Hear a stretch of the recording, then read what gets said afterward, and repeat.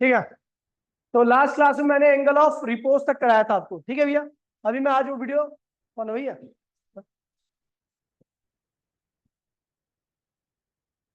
देखिए भैया, last class में एंगल ऑफ रिपोज तक मैंने कराया था, ठीक है। एंगल ऑफ रिपोज के बाद आज कराने जा रहा हूं मैं, ध्यान दीजिए। आसान डेरिवेशन है सारी की सारी। क्या लिखता है ये, किससे लिखता है, ठीक है। एंगल ऑफ रिपोज याद है, angle of repose recording share कर दूंगा, आप लोग डेरिवेशन दोबारा देख लेना, ठीक है भैया। जिसने नहीं देखी या जिसने कल की क्लास नहीं देखी, आज जो क्लास है, ठीक है, सुन लीजिए भैया। आज जो क्लास है वो है आपकी, ठीक है, वर्क डन, ठीक है भैया, on a rough plane. Work done, work done on a rough plane. Rough plane पे हमें वर्क डन करना है। इसके तीन केस है, तीन में से एक केस पक्का आएगा। पहला है भैया on a horizontal road, horizontal road, आपको हॉरिजॉन्टल रोड के ऊपर वर्क करना है, ठीक है। फ्रिक्शन है, मतलब रफ है तो मतलब फ्रिक्शन भी लगाएगी, ठीक है। ये भैया आपकी सरफेस है, ये बॉडी यहाँ पे थी, ये क्या है भैया, नॉर्मल रिएक्शन। ये क्या है, इसका वेट है mg। आपका अप्लाइड फोर्स क्या लगेगा, आगे लगेगा। अच्छा आपको बता दूं, अगर आप अप्लाइड फोर्स आगे लगा रहे हो तो फ्रिक्शन कहाँ लगेगा, पीछे। अच्छा फ्रिक्शन की वैल्यू क्या होती है, म्यू एन के बराबर होती है, याद नहीं याद है। फ्रिक्शन जो होता है वो म्यू एन के बराबर होता है। तो जो आपका अप्लाइड फोर्स होगा वो कितना होगा, तो अप्लाइड फोर्स की वैल्यू ध्यान रखना, फ्रिक्शन से या तो ज्यादा या कम से कम उसके बराबर होनी चाहिए। तो ज्यादा तो कुछ भी हो सकता है ना, हम हमेशा क्या देते हैं, बराबर वाली सिचुएशन को, यानी जो अप्लाइड फोर्स होगा वो भी फ्रिक्शन के बराबर आएगा, म्यू एन। अच्छा एन की वैल्यू यहाँ पर क्या है, एम जी। एन की वैल्यू किसके बराबर है, एम जी के बराबर है। तो आपका जो अप्लाइड फोर्स होगा वो क्या होगा, म्यू एम जी के बराबर आ गया। अच्छा यहाँ पर कई बार ये भी बोलता है कि वे इस बॉडी का एक्सेलरेशन निकालो, क्या है, इस बॉडी का एक्सेलरेशन निकालो। तो आपको बता दूं, इस बॉडी का मास क्या है एम, और इसका एक्सेलरेशन क्या है ए। तो भैया जो ये फोर्स होगा, इस फोर्स की वैल्यू क्या होगी, अप्लाइड फोर्स की वैल्यू क्या होगी, मास इंटू में एक्सेलरेशन भी होगी। हमें पता है अप्लाइड फोर्स की वैल्यू ये है और अप्लाइड फोर्स की वैल्यू ये भी है, दोनों आपस में क्या होगी, बराबर होंगी। तो एम ए बराबर में म्यू एम जी, एम से एम क्या होगा, कैंसिल होगा, तो एक्सेलरेशन क्या होगा, म्यू जी। क्या गया, तो इस बॉडी का इस रफ प्लेन पर चलने का जो एक्सेलरेशन होगा वो क्या होगा, म्यू जी होगा। क्या होगा, म्यू जी। अब दूसरी बात, वर्क कितना करेंगे, तो वर्क होगा आपका, वर्क बराबर में क्या होता है, फोर्स, कौन सा force, applied force, applied force into में डिस्प्लेसमेंट। तो भैया आपने कितना फोर्स अप्लाई किया है, आपने इतना फोर्स अप्लाई किया है, म्यू एम जी कितना किया है, और डिस्प्लेसमेंट कितना हुआ भैया। तो मान लीजिए यहां से ए से बॉडी चली और कहां तक आई, बी तक, तो डिस्प्लेसमेंट कितना हुआ, ए से लेके बी तक, ए से लेके बी तक की दूरी क्या होगी, एस। कितनी होगी, एस। तो डिस्प्लेसमेंट लिख दीजिए एस। तो वर्क डन की वैल्यू कितनी आ गई, work done mu M g s, ठीक है। ये इससे आने की संभावना थोड़ी कम रहती है, ठीक है, हॉरिजॉन्टल सरफेस पे। देखिए एक्सेलरेशन आपका ये होगा और वर्क डन आपका ये होगा, ठीक है। काफी कम संभावना होती है इसको आने की, ठीक है। अब जो कराने जा रहा हूँ वो ज्यादा इंपॉर्टेंट है। दूसरा केस है ऑन अ रफ इंक्लाइन, आप बॉडी को कहां पे ले आ रहे हो, ऑन अ रफ इंक्लाइन पे, रफ इंक्लाइन प्लेन के ऊपर, ऐसा ऐसा ले आ रहे हो आप, थीटा एंगल है, यहां से ले आ रहे हो यहां तक, यहां से इस पॉइंट तक ले आ रहे हो आप, ठीक है। तो पहले देखिए, मैंने मान लीजिए वही बॉडी यहां पर पहुंच गई है। इस वक्त बॉडी के ऊपर कौन कौन से फोर्स लग रहे हैं, पहले इसे देख लीजिए, समझ लीजिए। वेट हमेशा कहां लगता है, सीधा नीचे की तरफ एम जी। ये होता है कॉन्टेक्ट फोर्स, जो कि क्या लगता है, परपेंडिकुलर, ठीक है। ये दोनों लगेंगे। अब इन दोनों को मुझे रिजोल्व करना है, दोनों में से या तो एन को रिजोल्व कर लो या एम जी को रिजोल्व कर लो। तो भैया देखिए यहां पर एक लाइन खींच दो, तो ये थीटा, तो ये भी क्या होगा, थीटा। ये क्या होगा, एम जी, और ये क्या होगा, एम जी साइन थीटा। अच्छा आप बॉडी को कहां ले आ रहे हो, ऑन रफ इंक्लाइन प्लेन, ऊपर ले आ रहे हैं। तो फोर्स कहां लगाना पड़ेगा आपको, ऊपर। जब बॉडी के ऊपर ऊपर फोर्स लगाओगे, बॉडी ऊपर मूव करेगी, तो एक्सेल फ्रिक्शन कहां लगेगा, नीचे, ठीक है। तो आपका जो अप्लाइड फोर्स रहेगा हेयर, अप्लाइड फोर्स रहेगा, वो किसके बराबर रहेगा, वो किससे याद रहेगा, greater than equals to mg sine theta plus friction force. ये ध्यान रखना भैया, ये जो आप ऊपर की तरफ फोर्स लगा रहे हो, इसकी वैल्यू नीचे लगने वाले फोर्स से ज्यादा या बराबर। आपको पता फिजिक्स में आप क्या लेके चलते हो, बराबर, क्योंकि ज्यादा वाली कंडीशन तो अनसर्टेन होगी, ठीक है, तो उसको आप सॉल्व भी नहीं कर पाओगे, ठीक है। एफ क्या होता है, एम जी साइन थीटा। एफ की वैल्यू क्या होती है, म्यू एन क्या होती है, और यहां पर एन जो है वो किसके बराबर है, एम जी कॉस थीटा के। ध्यान रखना, ये बात मत करो प्लीज यार। अप्लाइड फोर्स क्या आ गया आपका, M G sine theta mu, n की वैल्यू क्या होगी, एम जी कॉस थीटा, ठीक है। एम जी से एम जी क्या हुआ, कॉमन ले लो, F applied is greater than equals to M G, common ले लो, क्या आ गया, sine theta plus mu cos theta. आपको पता ही है, आपका अप्लाइड फोर्स आ गया। इस बॉडी का एक्सीलरेशन मास कितना है m, और एक्सीलरेशन कितना है a, तो इस अप्लाइड फोर्स की वैल्यू क्या होगी, m इंटू में a भी होगी, क्या होगी, तो अप्लाइड फोर्स यहाँ पे हमने क्या लिख दिया, m इंटू में a बराबर में M G sine theta plus mu cos theta. m से m क्या होगा, कैंसिल हो गया, एक्सीलरेशन क्या आ गया, g sign theta plus mu cos theta. ये आ गया आपकी बॉडी का एक्सीलरेशन, जो कि कहां पे है, ऊपर की तरफ है। कहां पर है, ऊपर की तरफ, ठीक है। अच्छा, वर्क क्या होगा, ए से बी अगर बॉडी आ रही है और ए बी की वैल्यू कितनी है, एस, ठीक है। तो वर्क डन निकालना है, work done A to B, A से बी का वर्क डन निकालना, तो वर्क क्या होगा भैया, फोर्स, कौन सा फोर्स, अप्लाइड फोर्स इंटू में डिस्प्लेसमेंट। डिस्प्लेसमेंट इसके अलावा रखा है, ए बी के अलावा, ए बी की वैल्यू कितनी रखी है, एस। तो भैया अप्लाइड फोर्स की वैल्यू कितनी रखी है आपकी, एम जी sine theta plus mu cos theta, और डिस्प्लेसमेंट यानी ए बी की वैल्यू कितनी है, एस। तो ये वर्क डन आ गया, ठीक है। ये अप द प्लेन है, अब डाउन द प्लेन बॉडी अपने आप आएगी नीचे, down the plane. Down the plane का मीनिंग क्या होता है, ये देखिए, ये आपका रफ इंक्लाइन प्लेन है, और ये जो एंगल है वो एंगल ऑफ रिपोज से क्या है, ज्यादा है। एंगल ऑफ रिपोज कौन सा एंगल था, जिसपे आपकी बॉडी स्लाइड करने वाली होती, स्लाइड नहीं करती, लेकिन ये जो एंगल है वो एंगल ऑफ रिपोज से ज्यादा, मतलब इसमें स्लाइड कर जाएगी बॉडी अपने आप, ठीक है। तो बॉडी स्लाइड कर रही है, कहां रही है, बी से ए की तरफ, और आपको पता है ए से बी की वैल्यू कितनी है, एस, ठीक है। अच्छा, आपको पता है वेट कहां लगता है, नीचे, और कॉन्टेक्ट फोर्स कहां होता है, ऊपर, एन। अब या तो एन को रिजोल्व कर लो या एम जी को रिजोल्व कर लो, तो हम किसको करेंगे, एम जी को। तो ये क्या होगा, थीटा बन गया, जो थीटा यहाँ पर है वो थीटा यहाँ पर, ये ध्यान रखना, रट लो चाहिए एक तरह से, एम जी कॉस थीटा, इधर क्या होगा, एम जी साइन थीटा। अच्छा, बॉडी जब नीचे आ रही है, नीचे एक्सिलरेट कर रही है, भाग रही है, तो फ्रिक्शन कहां लगेगा, ऊपर। अच्छा, नीचे जो फोर्स लग रहा, देखिए भैया, मान लीजिए बॉडी जो आ रही है आपकी, नीचे एफ फोर्स से आ रही है, कितने से आ रही है, एफ नेट, अपने आप नीचे आ रही है, बॉडी नीचे अपने आप आ रही है, ठीक है भैया। तो जो नेट फोर्स, अच्छा, जब नीचे आ रही है तो फ्रिक्शन कहां लगेगा, ऊपर लगेगा, फ्रिक्शन कहां लगेगा, जब बॉडी नीचे आ रही है तो फ्रिक्शन कहां लगना चाहिए, आदर्श ऊपर लगेगा। अब एक चीज देखो भैया, बॉडी अपने आप नीचे आ रही है, तो इस नेट फोर्स की वैल्यू कितनी होगी, एम जी साइन थीटा माइनस एफ। देखिए, इधर लग रहा है 10 न्यूटन फोर्स, एग्जांपल लीजिए, इधर लग रहा है 5 न्यूटन फोर्स, तो इस फोर्स की वैल्यू कितनी होगी, 5 होगी ना। 10 माइनस 5 किया आपने, तो नीचे कितना फोर्स लग रहा है, एम जी साइन थीटा, क्या लग रहा है, ऊपर कितना लग रहा है, फ्रिक्शन फोर्स। तो जो नेट फोर्स होगा उसकी वैल्यू कितनी होगी, एम जी साइन थीटा माइनस फ्रिक्शन, ठीक है भैया। तो आपका नेट फोर्स ये है, जिससे वो नीचे आ रही है body, here net force equals to में M G sine theta minus F. F की वैल्यू क्या होगी, एफ की वैल्यू क्या होगी, म्यू एन, क्या होगी, पता ना, फ्रिक्शन जो होता है म्यू एन के बराबर होता है, और एन किसके बराबर होगा यहाँ पर, एन इक्वल्स में क्या होगा, एम जी कॉस थीटा।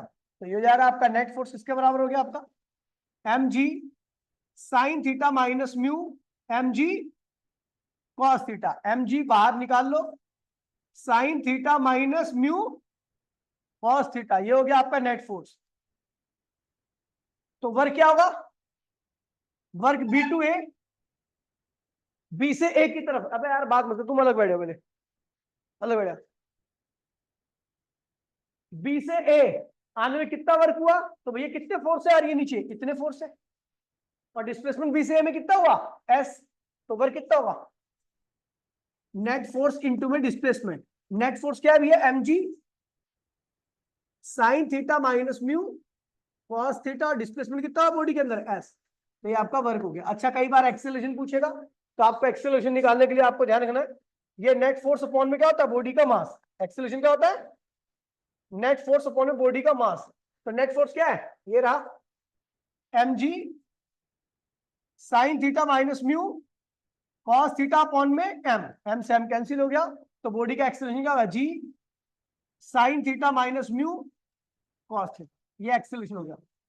देखिए भैया इनमें से कोई एक डेरिवेशन आपकी पक्का आ सकती है, ठीक है भैया, कोई सी एक आ जाएगी, आसान है। अब आते हैं भैया अगले टॉपिक पे जिसका नाम है centripetal force. Centripetal force, the force which act towards the which act towards the center of circular path, circular, जो फोर्स सर्कुलर पाथ के सेंटर की तरफ लगे उसे हम क्या कहते हैं भैया, सेंट्रीपिटल फोर्स कहते हैं। और आपको बता दूं सेंट्रीपिटल फोर्स की वैल्यू क्या होती है, एम वी स्क्वायर अपॉन में आर। एम क्या है, मास ऑफ बॉडी, वी क्या है, वेलोसिटी ऑन सर्कुलर पाथ, और आर क्या है, रेडियस ऑफ सर्कुलर पाथ। आदर सीधा देख लो ऊपर की तरफ उधर, ठीक है। देखिए जैसे आपका ये भैया इलेक्ट्रॉन है, ये घूम रहा है किसके चारों ओर, ये इलेक्ट्रॉन है चारों घूम किसके घूम रहा है, प्रोटॉन के। तो प्रोटॉन जो होता है वो इलेक्ट्रॉन को अपनी तरफ खींचता है, कौन से फोर्स से, इलेक्ट्रिक फोर्स से। किससे खींचता है, तो इलेक्ट्रिक फोर्स सेंटर की तरफ लग रहा है ना, तो किसके बराबर होगा, सेंट्रीपिटल फोर्स के। इलेक्ट्रिक फोर्स किसके बराबर होगा, जो भी फोर्स सेंटर की तरफ लगे वो किसके बराबर होता है, और यहां पर उस सेंट्रीपिटल फोर्स की वैल्यू क्या होगी, एम वी स्क्वायर अपॉन में आर, यानी जो इलेक्ट्रिक फोर्स होगा किसके बराबर होगा, एम वी स्क्वायर अपॉन में आर के बराबर। दूसरा rotation of electron, rotation of electron. दूसरा है अगर कोई बॉडी ऐसा टर्न ले रही है, कोई बॉडी ऐसे टर्न ले रही है, ये बॉडी ऐसी है, ये टर्न ले रही है, तो ये बाहर की तरफ क्या होती है, जब भी आप टर्न लेते हो तो आपको बाहर की तरफ जर्क लगता है, क्या लगता है, और जर्क लगेगा तो फ्रिक्शन कहां लगेगा, अंदर की तरफ लगेगा, कहां लगेगा, सेंटर की तरफ। तो ये फ्रिक्शन लगेगा। देखिए बाहर बॉडी आएगी, बॉडी बाहर अगर जर्क लेती, अगर आप टर्न लोगे तो बॉडी के ऊपर जर्क बाहर की तरफ लगेगा, तो फ्रिक्शन कहां लगेगा, अंदर की तरफ लगेगा। और यहाँ पर जो फ्रिक्शन हो वो किसके बराबर, कहां पे लग रहा है, सेंटर की तरफ, तो ये किसके बराबर होगा, सेंट्रीपिटल फोर्स के, यानी F इक्वल्स टू में किसके बराबर होगा, एम वी स्क्वायर अपॉन में आर। फ्रिक्शन फोर्स यहाँ पर इसके बराबर हो जाएगा। कहीं पर भी कोई भी फोर्स, जैसे आप मान लो किसी चीज को घुमा रहे हो, आज एक मैंने डेरिवेशन भेजी थी, इसका नाम था वर्टिकल सर्कल, वो मैंने नहीं कराया लेकिन मैं कल तक करा दूंगा उसको, ठीक है भैया, तो वो पक्का आती है एग्जाम में, एक बार आप देख लेना, ठीक है, एग्जाम में काफी ज्यादा वेटेज है उसकी। ये कोई चीज घूम रही है, तो घूमते वक्त भैया ध्यान रखना रस्सी पे क्या लगता है, टेंशन, क्या लगता है, ये मास, जो पत्थर घूम रहा है उसका मास क्या है, एम है, और उसकी वेलोसिटी क्या है, वी है। तो यहाँ पर टेंशन जो लग रहा है कहां लग रहा है, सेंटर की तरफ, तो किसके बराबर होगा, सेंट्रीपिटल फोर्स के, किसके बराबर होगा, तो टी सेंट्रीपिटल फोर्स क्या होता है, एम वी स्क्वायर अपॉन में आर, तो यहाँ पर टेंशन किसके बराबर होगा, सेंट्रीपिटल फोर्स के। तो कोई सारी फोर्स जो सेंटर की तरफ लगे उसको सेंट्रीपिटल फोर्स कहते हैं। इसके ऊपर जो टॉपिक है आपके, पहले टॉपिक का नाम है ऑप्टिमम स्पीड ऑफ बॉडी। तीन केसेस के, दो केस कह लो, ठीक है।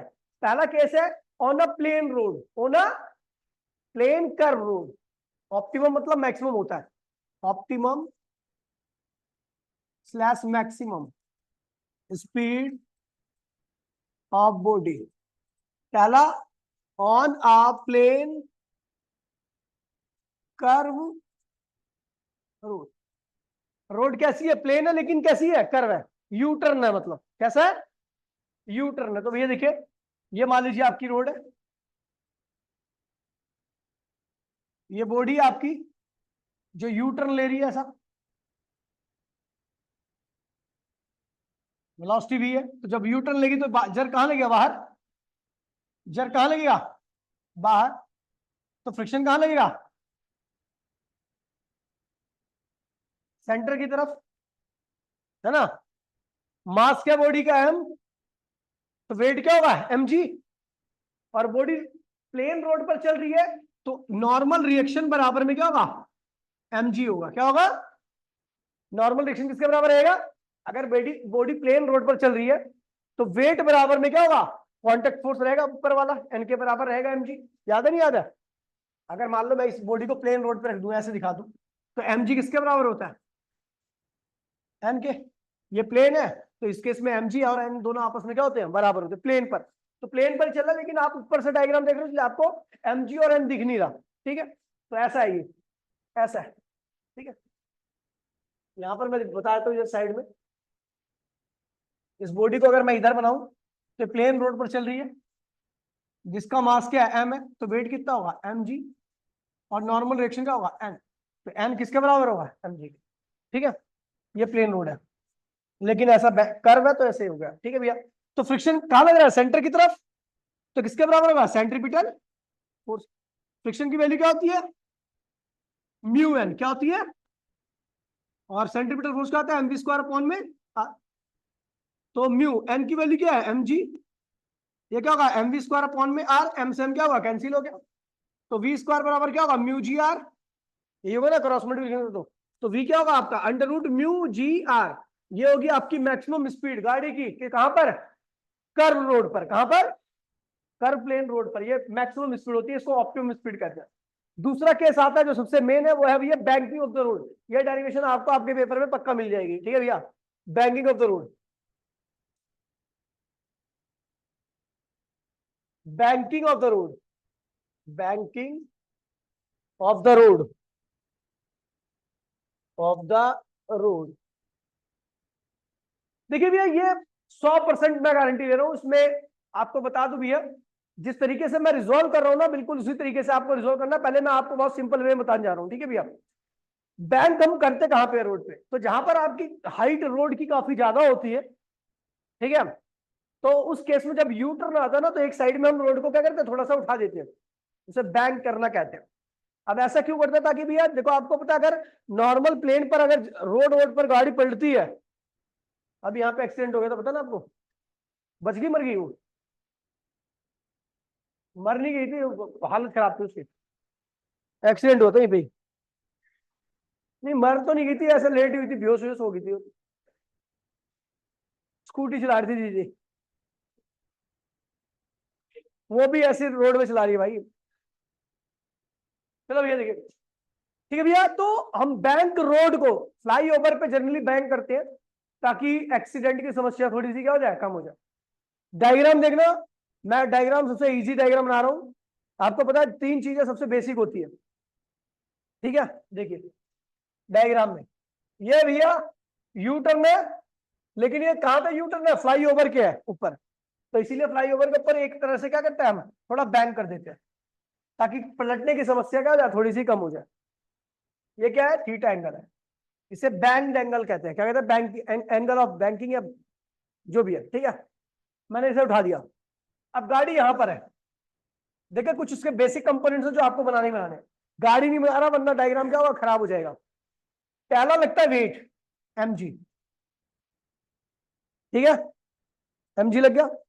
दूसरा लगता है कांटेक्ट फोर्स जो कि क्या होता है बॉडी के परपेंडिकुलर होता है, ये चीज आपको बनानी है। अब अगर ये गाड़ी यू टर्न ले रही है तो इधर क्या लगेगा जर्क, तो इधर लगेगा आपका फ्रिक्शन। ये सारी चीजें, ये 3 चीजें तो आपके रहनी चाहिए, 4 सॉरी, नॉर्मल रिएक्शन ऐसे, जर्क बाहर की तरफ यू टर्न पे, वेट हमेशा जमीन के परपेंडिकुलर, और फ्रिक्शन हमेशा रोड पे लगता है, ठीक है। अब देखिए यहां पे एक लाइन खींच दी मैंने, ठीक है। तो अगर ये थीटा एंगल है तो ये कितना होगा थीटा।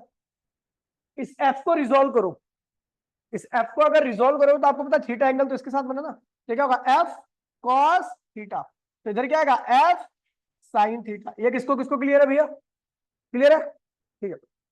अच्छा आपको पता है कि अगर मैं ये वाला पॉइंट इस वाले पॉइंट के साथ मिला दूं, इस वाले पॉइंट को इसके साथ मिला दूं तो ये एंगल क्या होगा 0 हो जाएगा।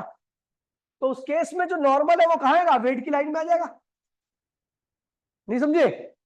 अगर मैं इस वाले पॉइंट को इससे मिला देता हूं तो एंगल क्या होगा? 0। अब इन दोनों को मिला दो, ये बुक है, ये बुक है, बुक खोल रखी है मैंने, बुक बंद कर दूं तो एंगल क्या होगा? 0। तो ये क्या होगा? नॉर्मल कहां चला जाएगा? यहां पर चला जाएगा। अगर मैं बुक को खोल दूं तो ये नॉर्मल क्या होगा? इधर आ जाएगा।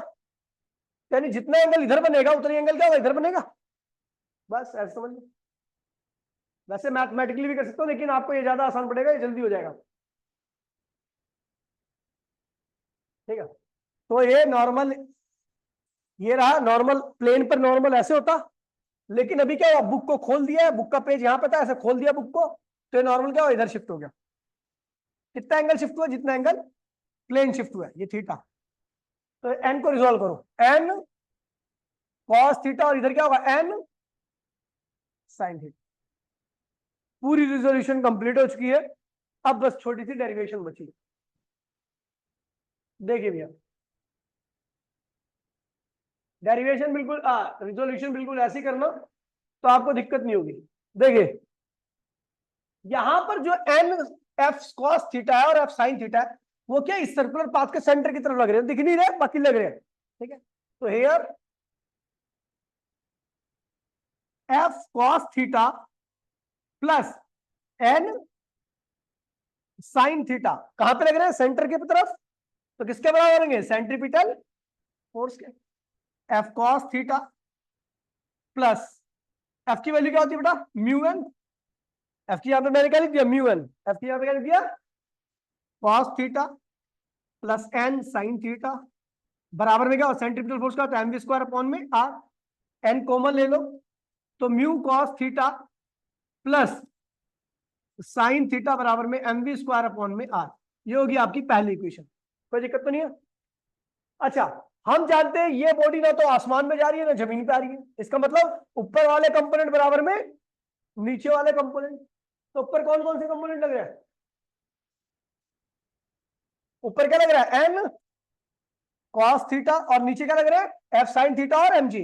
F sine theta plus m g. इसको इधर ले आओ तो ये क्या होगा? माइनस हो जाएगा इधर आके। एन कॉस थीटा, और फ्रिक्शन की वैल्यू लिख दो, क्या लिखोगे? म्यू एन साइन थीटा बराबर में क्या हो गया? एम जी। एन कॉमन ले लो तो क्या हुआ? Cos theta minus mu sine theta बराबर में क्या आ गया? M g. ये होगी आपकी सेकंड इक्वेशन।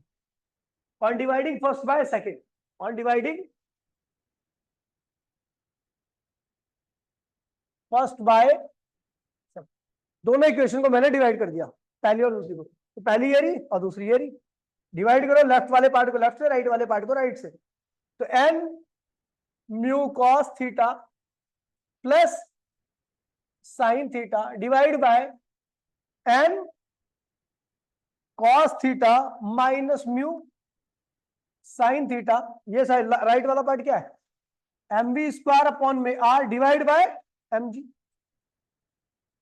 एम से एम कैंसिल हो गया, एन से एन कैंसिल हो गया। ठीक है भैया, अभी mu cos theta plus sine theta, इसको भी कॉस से डिवाइड करो ऊपर नीचे, क्योंकि एनसीईआरटी में इस फॉर्म में दिया और 10 की फॉर्म में दिया हुआ है। तो मैंने इस पूरी टर्म को क्या किया? कॉस से डिवाइड किया, इसको भी कॉस से डिवाइड कर रहा हूं। Cos theta minus mu sine theta upon में कॉस थीटा बराबर में क्या हुआ? वी स्क्वायर अपॉन में जी आर। क्या आ गया? ठीक है भैया। अच्छा, अब देखिए डिवाइड कैसे करना है। जैसे ये दोनों को डिवाइड करना है कॉस को, तो आप क्या करोगे पता है? This divide by this and this divide by, तो क्या होगा भैया आपका? Mu cos theta divide by cos theta, तो क्या आएगा? म्यू आ जाएगा। अब अगर इसको डिवाइड करोगे इससे तो क्या होगा? म्यू आ जाएगा। लेकिन जब इसको डिवाइड करोगे इससे तो क्या आएगा? टैन आ जाएगा। क्या आ जाएगा? टैन आ जाएगा। टैन थीटा अपॉन में दिस डिवाइड बाय दिस, क्या हो गया? 1 आ गया, minus this divide by this, क्या हुआ? म्यू टैन थीटा आ जाएगा। क्या आ जाएगा? बराबर में क्या होगा? वी स्क्वायर अपॉन में जी आर। ठीक है, तो वी स्क्वायर किसके बराबर आएगा? क्रॉस मल्टीप्लिकेशन करो तो क्या हुआ? G R mu plus tan theta 1 minus mu tan theta. तो वी क्या होगा? जी R mu plus tan theta upon में 1 माइनस म्यू टेन थीटा की पावर क्या आ गया हाफ। ये क्या है भैया, ऑप्टिमम स्पीड या मैक्सिमम स्पीड। समझ गया भैया। On a bank road. एक होता है बेंडिंग ऑफ साइक्लिस्ट, ये कम आता है, ये बहुत ज्यादा आता है, ये 100% आने की संभावना है इसके लिए। एक होता है bending of cyclist, bending of cyclist. देखिए भैया साइकिल वाला जब प्लेन रोड पर जाता है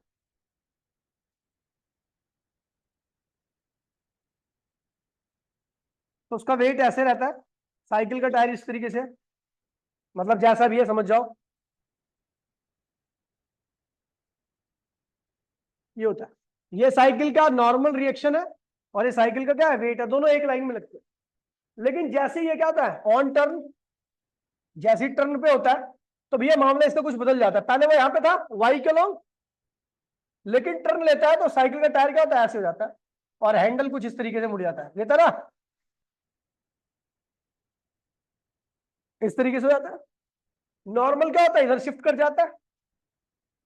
नॉर्मल हमेशा बॉडी के क्या होता है, परपेंडिकुलर होता है, यहाँ पर भी तो परपेंडिकुलर ही है। वेट कहां लगता है, पहले वेट वेट जमीन के परपेंडिकुलर होता है, तो जमीन के ये वेट क्या परपेंडिकुलर। ध्यान में दो फंडा है, नॉर्मल हमेशा बॉडी के परपेंडिकुलर रहेगा भैया है, और वेट क्या होगा, जमीन के परपेंडिकुलर रहता है। ठीक है, ये हमेशा रहता है चाहे कहीं पर भी जाए बॉडी। ठीक है, अब देखिए पहले नॉर्मल कहां पे था, वेट की लाइन में था। पहले वेट और नॉर्मल दोनों सेम लाइन में थे ना, तो पहले नॉर्मल यहां पे था वेट की लाइन में। कितना शिफ्ट हुआ, जितनी साइकिल शिफ्ट हुई उतना क्या हुआ, नॉर्मल शिफ्ट हो गया। तो ये क्या होगा एन कॉस थीटा, इधर क्या होगा एन साइन थीटा। ये टर्न ले रही है तो ये जो एन साइन थीटा ये कहां लग रहा है, सेंटर की तरफ। कहां लग रहा है, तो एन साइन थीटा किसके बराबर होगा, सेंट्रीपिटल फोर्स के।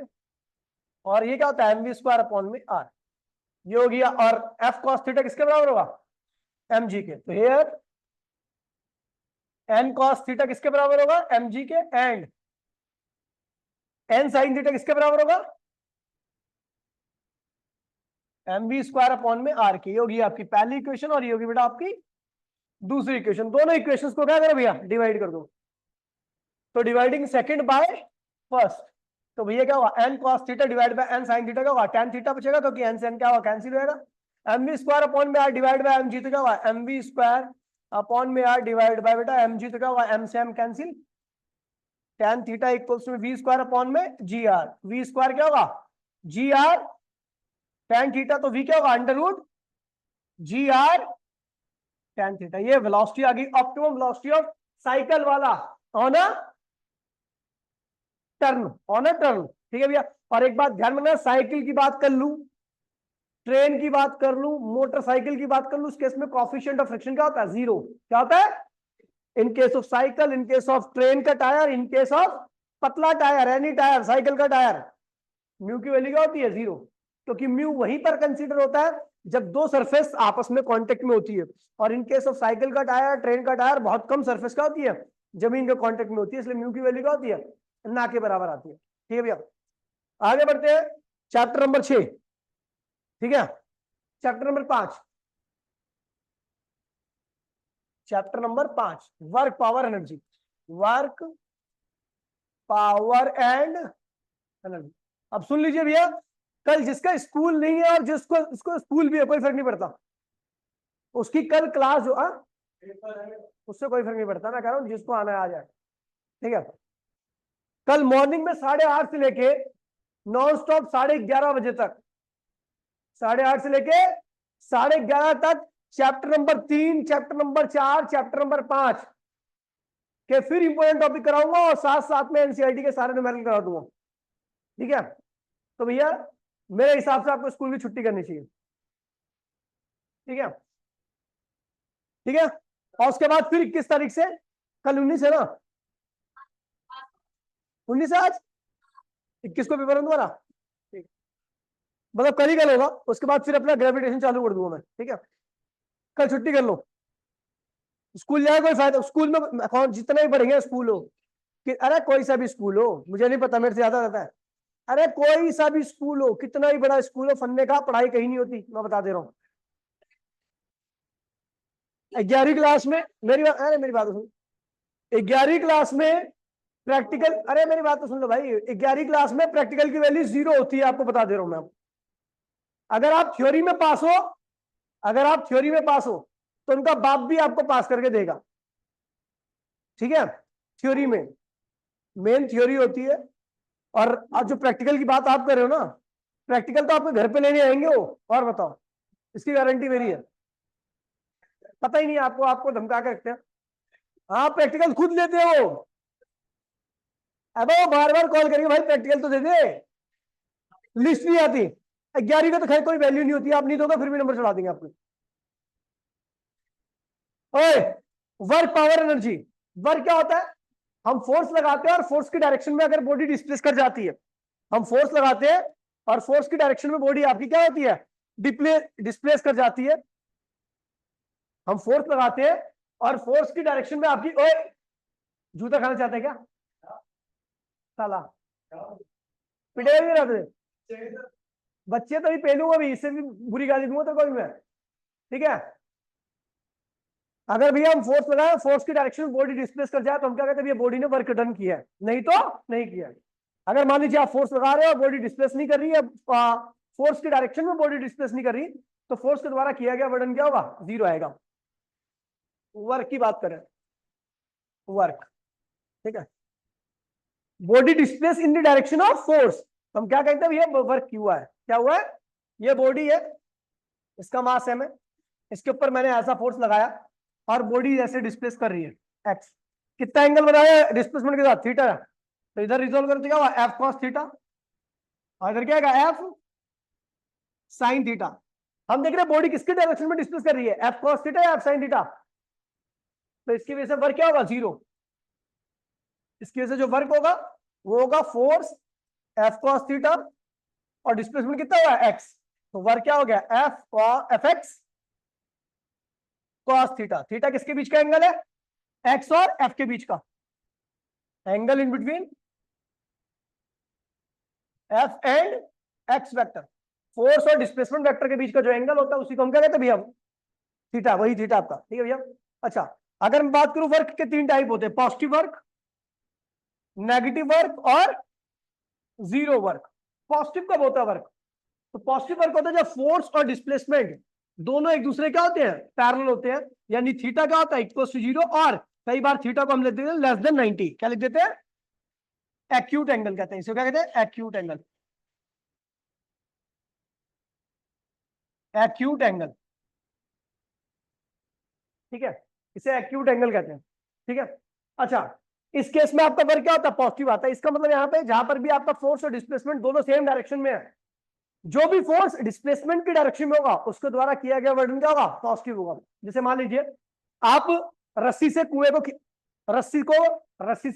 से बाल्टी खींच रहे हो, तो टेंशन कहां लग रहा है? रस्सी पे, ऊपर की तरफ। बाल्टी भी कहां रही है? ऊपर की तरफ। तो work done by tension, work done by tension, positive. लेकिन अगर आपका ये वर्क नेगेटिव होगा जब फोर्स अपोजिट टू एक्स, यानी डिस्प्लेसमेंट को उल्टा हो। जैसे मान लीजिए जब आप बाल्टी खींच रहे थे तो ग्रेविटी कहां लग रही थी और बाल्टी कहां रही थी? दोनों एक दूसरे के, तो वर्क क्या होगा? यानी जहां पर भी फोर्स के अगेंस्ट में कोई डिस्प्लेसमेंट होगा तो वहां पर वो फोर्स वर्क क्या कर रहा है? नेगेटिव।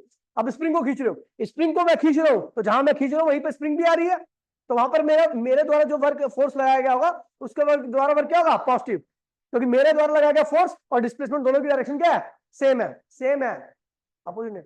लेकिन जब मैं स्प्रिंग को बाहर खींच रहा हूं तो स्प्रिंग अपने आप को क्या कर रही है? अंदर खींच रही है। तो स्प्रिंग तो बाहर आ रही है लेकिन स्प्रिंग फोर्स कहां लग रहा है? अंदर। तो वर्डन बाय स्प्रिंग फोर्स क्या होगा? नेगेटिव होगा, ठीक है। और 0 वर्क का एग्जांपल जो होगा, 0 वर्क 3 कंडीशन में होता है, या तो फोर्स ही ना लगे, जैसे कॉमेट